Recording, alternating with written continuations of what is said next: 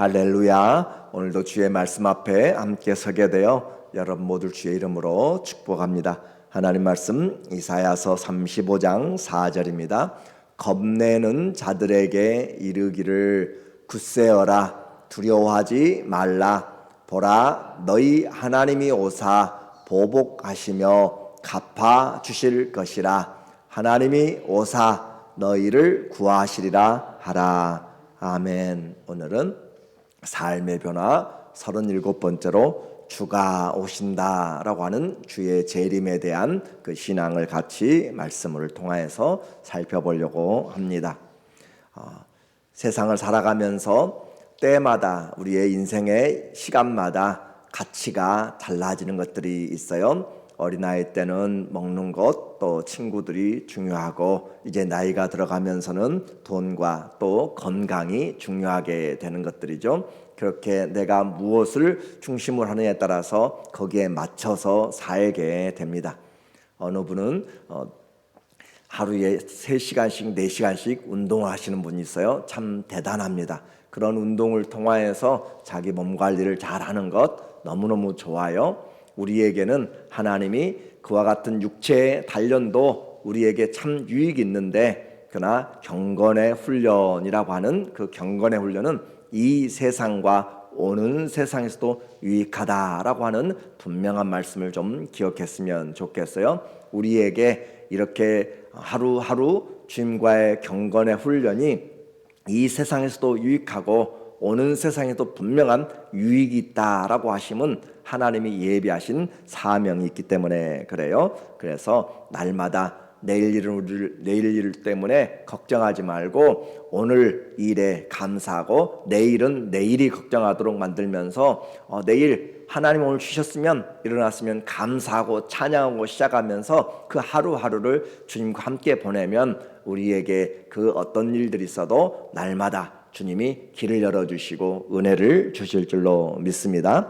죄는 사망과 저주를 우리에게 불러왔어요. 그러나 구원은 생명과 복을 우리에게 가져왔습니다. 그러므로 우리는 구원의 주님이 오실 때 만물을 새롭게 한다라는 것을 이미 알고 있어요. 그래서 얼마만큼 내가 가지고 믿느냐에 따라 달라지는 거죠. 우리는 34장에서 하나님께서 심판하시고 만국의 열국을 심판하신 하나님, 그리고 예로 들어서 하나님께서 에돔을 하나님이 심판하는데 하나님이 그 모든 도성들을 하나님이 아주 광야같이 동물들의 짐승들의 떼들이 사는 곳으로 바꿔버린다라고 했는데, 이사야서는 1장부터 66장까지 되어 있지만 1장부터 39장까지가 전체적으로 크게 전반부라라고 이야기하는 심판의 부분이고 40장부터 66장까지가 위로와 소망에 대한 부분이에요. 그런데 내일부터 보게 되는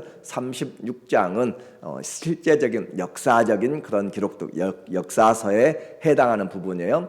히스기야 시대에 하나님이 그 아시리아의 공격을 가지고 39장까지 역사적인 사건을 그대로 표현하고 있기 때문에 오늘 전반부 1장부터 35장까지가 이 전반부의 결론과 같습니다. 1장에서 우리는 하나님이 이사야를 통하여서 화로다 머리부터 발끝까지 상한 데가 온전한 데가 없이 다 상처투성이고 그렇게 삶이 지친 그 인생을 보았어요. 나귀도 그 임자를 알고 소도 그 주인을 아는데 내 백성은 주인을 모른도다 하면서 시작했던 그와 같이 처참한 그런 모습이 35장에서 이 하나님이 다시 오심으로 구원의 은혜를 베풀어 주신 것을 우리에게 보게 됩니다. 성경은 시작이 연약해도 하나님의 말씀 안에서 지나가면 하나님이 우리를 창대케 하는 것이 바로 말씀이에요.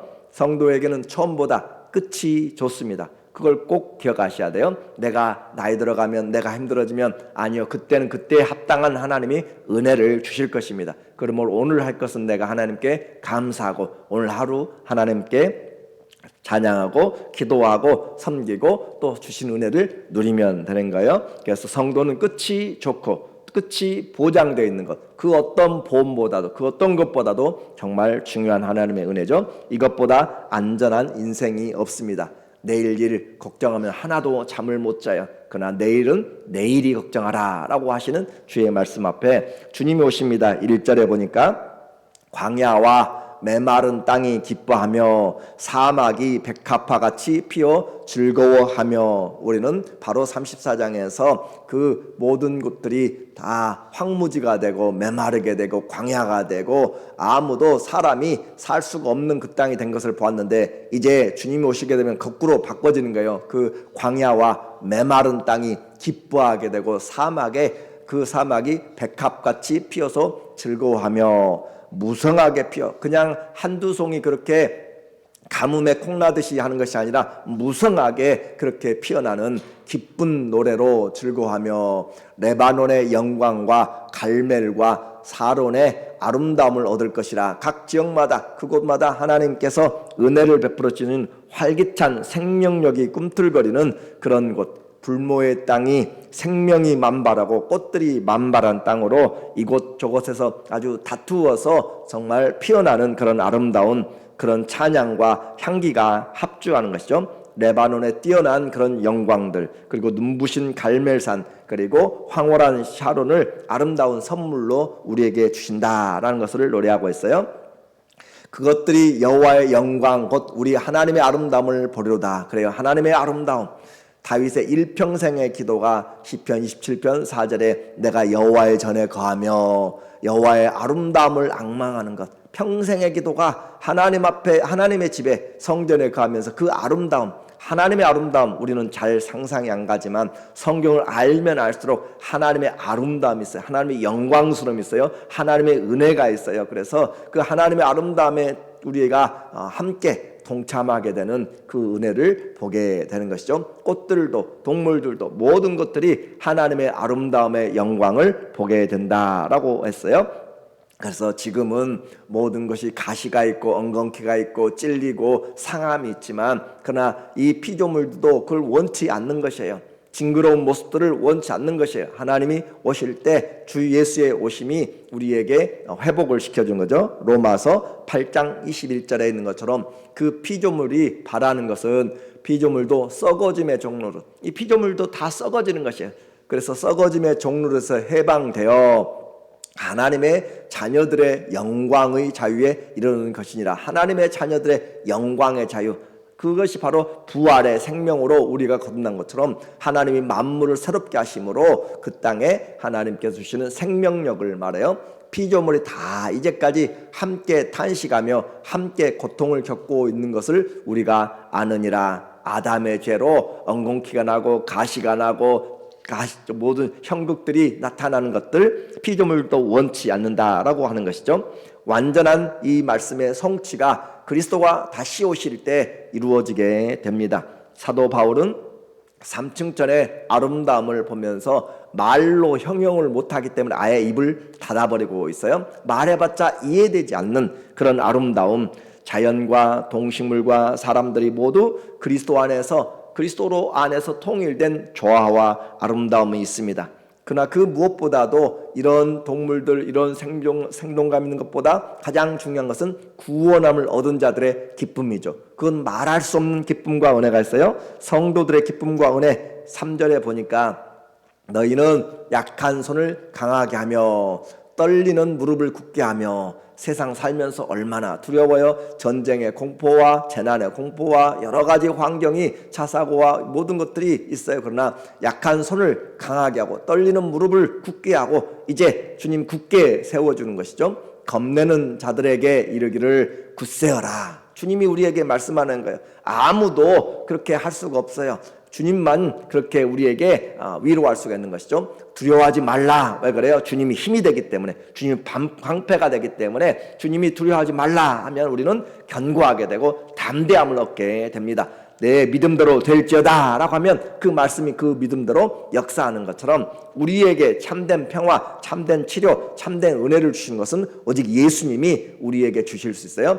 보라, 힘내, 히브리어로 주목하라, behold 그 말이에요. 너희 하나님이 오사 보복하시며 우리의 원수들, 우리의 죄들, 세상들, 사단에 대하여서 우리의 참고 또 핍박을 받았던 것들에 대하여서 하나님이 오사 내가 보복하시며 갚아주실 것이라. 그래서 너희 원수 갚는 것을 하나님께 맡기라고 그랬잖아요. 내가 원수 갚는다고 잠 못 자고 인생 다 낭비하고 복수는 복수를 낳고 원수는 원수를 낳습니다.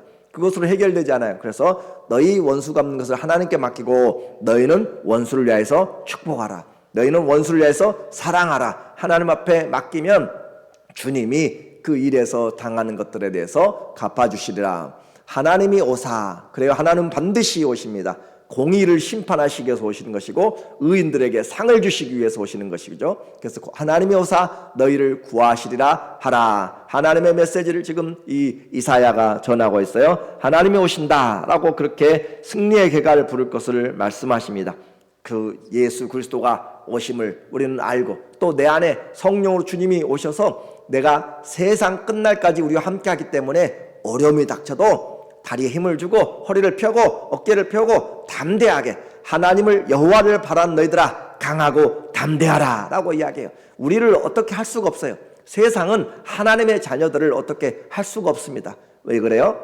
하나님이 예수님이 세상을 이기셨기 때문에 죄와 사망의 권세까지 사단까지 다 이기셨기 때문에 우리는 믿음으로 세상을 이기는 거예요. 오늘도 크고 작은 일들이 있을 거예요. 슬픈 소식들, 힘든 소식들, 여러 가지 아픈 것들이 있을 수 있어도 그러나 우리에게 주신 기쁨 빼앗아갈 수가 없고 우리에게 주신 평강 빼앗아갈 자가 없고 주님이 주신 이 믿음과 소망 아무도 건드리지 못합니다. 그러므로 하나님을 보면서 우리는 일어나야 되고 주님 그러함에도 불구하고 그리 아니하실지라도 감사하고 하나님 앞에 기도하고 나가면 주님이 그 믿음대로 역사하십니다. 그래서 주님이 오사 모든 악한 것들 약한 것들을 다 회복시켜 주시고 5절에 그때 맹인의 눈이 밝을 것이며 이제 진정한 회복이 되는 것이죠. 못 듣는 사람의 귀가 열릴 것이며 우리는 점점 육체가 연약해져요. 또 어떤 사람들 아예 날 때부터 소경인 사람도 있고 날 때부터 걷지 못한 사람도 있고 여러 가지 죄의 그 아담으로 인하여선 죄의 결과들로 인하여 수많은 장애들이 있을 수 있습니다. 건강하다가도 갑자기 몸이 약해져요. 그래요. 우리는 내일을 자랑하지 못해요. 건강도 자랑하지 못하고 자식도 자랑하지 못하고 우리 인생도 자랑하지 못해요. 그러나 자랑이 있어요. 너희는 자랑하려거든 주 안에서 하라. 예수님을 자랑하라. 그리고 주 안에서 자랑하라. 주님 안에서 살면 주님이 책임지신다 그 말이거든요. 그러므로 그때 저는 자는 사슴같이 뛸 것이며 그러니까 내 고통 가운데 내가 지금 일어나지 못하고 아프고 그래도 그 소망의 날을 바라보면서 주님 감사해요. 이 소망을 주셔서 감사해요. 하나님 앞에서 우리는 이 하루가 천년 같고 천년이 하루 같다니까요. 그래서 잠시 잠깐이에요. 잠시 잠깐 고난당하는 것이고 그렇게 고생하다가도 다 잠들어서 공동묘지에 다 있잖아요. 우리는 잠시 잠깐 힘들 수 있어요. 그러나 하나님의 소망을 가지고 그래서 말 못한 자는 혀는 노래하리니 얼마나 노래 부르고 싶겠어요. 얼마나 외치고 싶겠어요. 그런데 그 혀들이 다 풀릴 것이고 그 발걸음이 뛰어다닐 것이고 주님께서 회복시키신다. 이는 광야에서 물이 솟겠고 사막에서 시내가 흐를 것임이라. 하나님의 기적의 은혜들이 나타나서 정신적으로 육체적으로 자연적으로 모든 것이 회복되는 것. 그래서 그 영광스러운 주님 그러나 그곳에 누가 들어가는가 그 말이에요. 하나님이 가져오시는 그 하나님의 나라 누가 들어갈 수 있는가? 그것은 구원받은 자만 들어가게 됩니다. 8절에 보니까 거기에 대로가 있어 그 길을 거룩한 길이라 일컬은 바 되리니 그 길에 거룩한 길 누가 들어가요? 주의 이름으로 거룩하게 하심을 입은 성도들 자체가 거룩이라 불러냈다 그 말이거든요. 거룩하게 한 자, 예수님의 피로 거룩하게 한 자들이죠. 그래서 우리가 거룩한 것이 아니라 주님이 우리를 거룩하게 하셔서 그래서 거룩한 길이라 일컫는 바 되리니 깨끗하지 못한 자는 지나가지 못하겠고 오직 구속함을 입은 자들을 위하여 있게 될 것이라. 구속함을 입은 자 모든 환난 가운데서 정말 나오는 그 수많은 사람들을 보라고 요한계시록 우리에게 이야기하고 있잖아요. 그래서 환난 가운데서 나오는 수많은 사람들 온 나라와 열방과 민족 중에서 하나님 불러내신 자들이 구속함을 입은 자들이 오는데 우매한 행위는 그 길로 다니지 못할 것이라. 구원받은 자 그곳에서는 상함과 해로움과 죽음과 슬픔이 분명히 없다고 했습니다. 우리가 슬픔을 모르면 기쁨을 모르는 것이죠. 그렇죠? 우리에게 통증이 없는 것들이 있어요. 통증이 없어서 아픔을 모르는 사람들, 뜨거움을 모르는 사람들, 감각이 죽은 사람들 있잖아요. 그건 감각에 그것을 몰라요. 맛을 잃어버려요. 코로나 지난번에 코로나의 그런 증상 중에 하나가 입맛을 잃어버린다고 그랬잖아요. 맛을 잃어버리면 무슨 맛인지 몰라요. 그래서 주님을 이 세상을 살아가면서 죄의 그 억눌림과 또 아픔과 고통과 우리의 그 모든 것들이 올바로 인식되어질 때 참된 행복이 무엇인지를 알게 되는 거예요. 그렇게 해서 주님 앞에 동물과 식물과 영적인 존재들이 전부 하나님의 영광과 그 은혜 안에서 새로운 은혜를 입게 돼요. 9절 10절에 보니까 여호와의 속량함을 받은 자들이 돌아오되 노래하며 시온에 이르러 그들의 머리 위에 영영한 희락을 띠고 기쁨과 즐거움을 얻으리니 슬픔과 탄식이 사라지리로다 라고 그렇게 표현하고 있어요. 그래서 1차적으로는 이런 감사와 기쁨은 지금 포로되어서 돌아오는 사람들에 대한 것으로 그렇게 우리에게 이야기하고, 또 완전한 것으로는 그리스도의 그 재림을 우리에게 말씀하고 있습니다. 더 이상 짐승의 위험과 질병과 고통과 그런 것이 없는 의와 평강과 희락, 우리에게는 이미 그 안에서의 제한적이지만 이미 하나님 나라가 와 있고, 그리고 다시 오고 있는 거, 완전히 오고 있는 거죠. 그래서 이미 왔고 아직 그렇게 이야기해요. already 왔고 또 not yet이라는 그런 구조로 하나님 나라는 이미 왔고 또 여전히 완전한 것이 오고 있다라고 하는 표현이죠. 그래서 성량함을 받은 자들, 구원함을 받은 자들이 돌아오게 될 것이다. 하나님의 나라에 돌아오게 될 것이고, 노래하면서 시온에 이르러 그들의 머리 위에 영영한 희락을 띠고, 머리에 영영한 희락, 영영한 기쁨이죠. 아무도 빼앗아가지 못하는 영원한 기쁨, 그리고 즐거움을 띠고, 자, 희락도 기쁨이고 기쁨과 즐거움, 이렇게 세 번씩 강조하는 것은 중요하다라고 하는 것이죠. 하나님께서 우리의 하나님의 나라에 돌아가게 될 때 기쁨과 즐거움과 이 희락이 있다. 그러므로 슬픔과 탄식이 사라지리로다. 성도의 승리와 영광은 이미 예수 그리스도 안에서 이루어진 것입니다. 그래서 우리는 그것을 보고 그 부르심을 향해서 가고 있는 것이에요. 요한계시록이 우리에게 이미 주어졌다라고 하는 것은 그 나라가 이미 하나님 안에서는 이루어졌다. 하나님 안에서는 이미 시간에 그 모든 것을 뛰어넘는 영원하신 하나님이기 때문에 반드시 이루어졌다라는 것을 우리가 믿음으로 나가는 것이고, 베드로는 이것을 알았기 때문에 이 세상에서 잠시 고난당하고, 베드로 당시에 네로 황제가 얼마나 크리스찬들을 동물로 그렇게 인하여서 검투장에서 죽이고 또 검투를 시켜가지고 죽이고, 그렇게 사람들을 세워서 십자가에 받고 또 그들을 사람의 인간 횃불로 그렇게 하면서 정말 잔인한 일들을 많이 했는데, 그런 환난 당한 때에도 이것은 잠시다, 이건 잠시고 영원한 영광이 이른다라고 베드로도 이야기해요. 베드로전서 5장 10절에 보면 모든 은혜 하나님, 그래 우리는 분명히 기억해야 돼. 하나님은 은혜 하나님이지 저주의 하나님이 아니란 거죠. 은혜 하나님, 곧 그리스도 안에서 우리를 부르사, 그리스도 안에서 우리를 불러냈어요. 죄악 가운데서, 죽음 가운데서, 멸망 가운데서, 사단의 그 권세 아래서 불러내어서 빛으로, 우리를 생명으로 하나님의 사랑의 아들의 나라로 불러내었어요.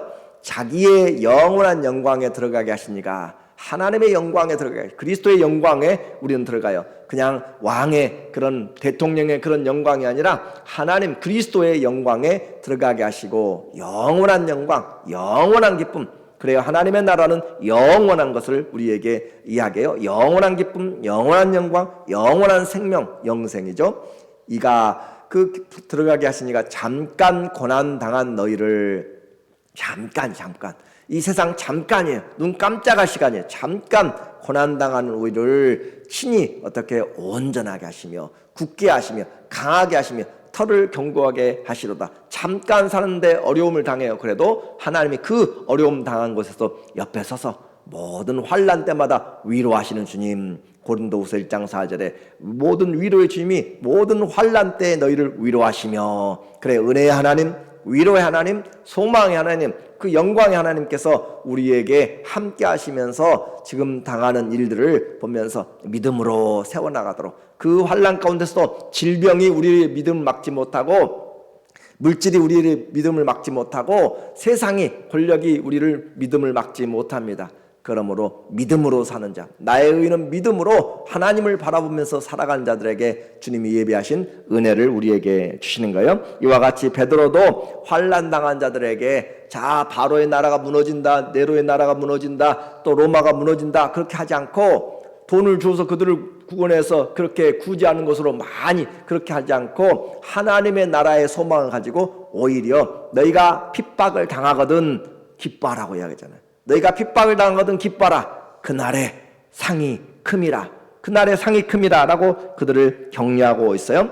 자, 사도 요한도 계시록에서 또 사도 베드로도 그의 베드로후서 전서에서 또 사도 바울도 역시 그는 우리의 이 고난당하는 것 마지막에 그 죽음까지도 전혀 걱정하지 말라. 베드로 데살로니가전서 4장 17절에 그 후에 바울이 말해요. 우리 살아남은 자들도 그들과 이미 죽은 자들과 함께 구름 속으로 끌어올려 공중에서 주를 영접하게 하시리니 그리하여 우리가 항상 주와 함께 있으리라. 하나님의 나라는 영원한 것을 추구합니다. 그러므로 이러한 말로 서로 위로하라.